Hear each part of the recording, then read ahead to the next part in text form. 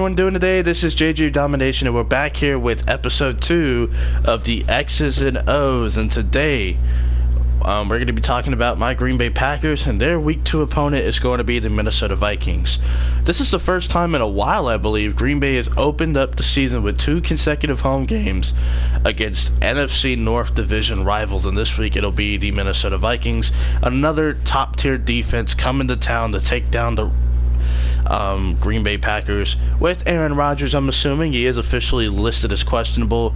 I'm under the impression that he is going to play, and I believe the rest of the league feels the same way. Davante Adams as well did not work out at all this week. He hasn't reported to camp, or not camp, but hasn't reported to practice. He's dealing with a couple of injuries as well.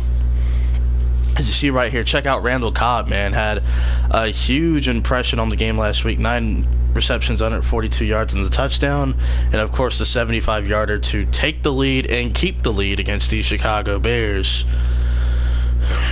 Green Bay will start out with the ball in this little simulation thing, or not simulation, but this little gameplay in the background, but it's going to be very tough for Green Bay to win this game. They barely got by against Chicago, and I feel like Chicago really shot themselves in the foot all game as well.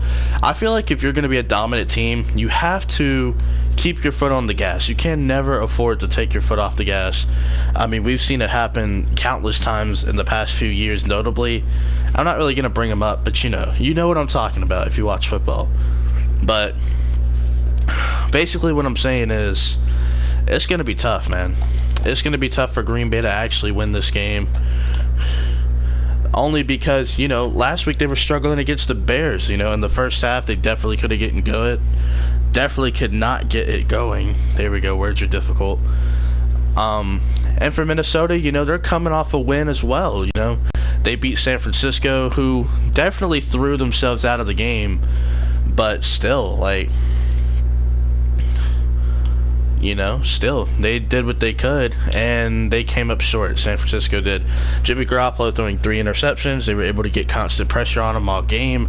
And I feel like, definitely they're going to get pressure on Aaron Rodgers too, because, San Francisco's offensive line isn't that great, and aside from our left tackle, Bakhtiari, I don't really think Green Bay's offensive line is anything to brag about either.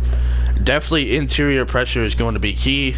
Linval Joseph is going to have probably a field day, if I'm going to be honest, and Sheldon Richardson could get involved at times too.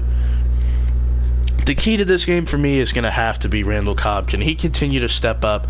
Because with Davante Adams, if he does play, I feel like he's going to be very limited at what he does.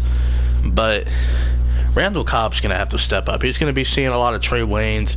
If he gets matched up against the rookie Mike Hughes, we know Aaron Rodgers likes to pick on rookies. Mike Hughes looks like he's going to be a solid corner. I would be somewhat careful. I mean, obviously, if you want to take advantage of the mismatch, by all means do it. But I would be careful. I wouldn't assume everything's going to be there. But, it is what it is. For Minnesota, though, this game I feel like is very important for Kirk Cousins. This is why I believe he got paid the money, and a lot of people feel the same way. He's getting paid this money because, number one, you got to beat your division rivals. Okay, he couldn't beat Dallas. He beat the Giants here or there, had a hard time against the Eagles. I mean, can he come in here and beat up on the NFC North? I mean, you got to face Green Bay twice a year. Chicago's defense looks like it's going to be the real deal. And then Detroit, I mean, say what you want to, Detroit struggled last week against the Jets. But trust me, when it comes to playing the division rivals, they are going to play hard. And they're going to show up every Sunday when it comes to this division rival. The division rivals, anyway. So we'll see. I think it's going to be very interesting matchups on the field as well. As you see right there, I do take a sack from Linval Joseph.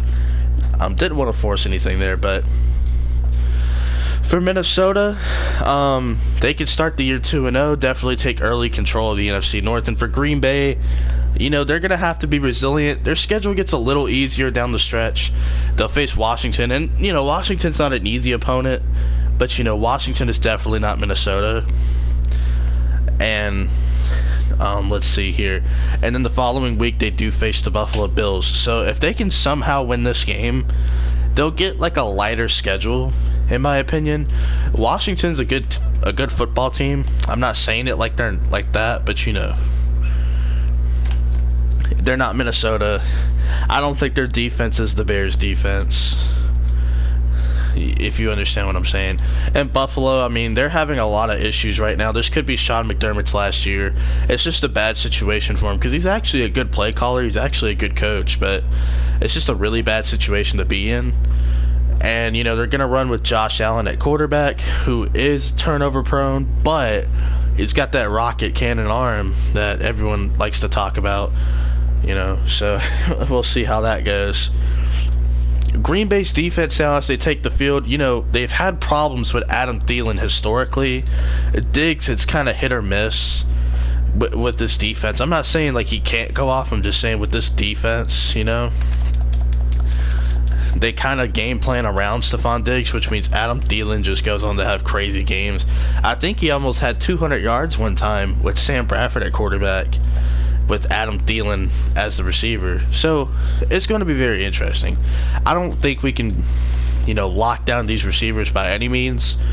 Maybe we have a decent game against Kyle Rudolph, maybe.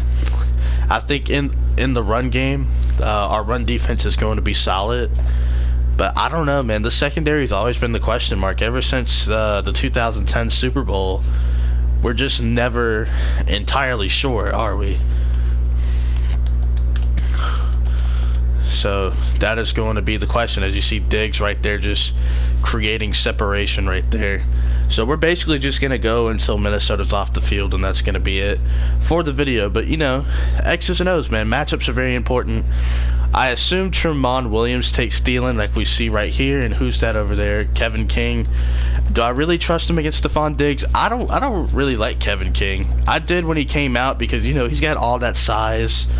And I feel like a guy who is 6'3" at the corner position definitely has a lot of potential to be like a lengthy, athletic shutdown corner. And I just don't feel like Kevin King is there yet.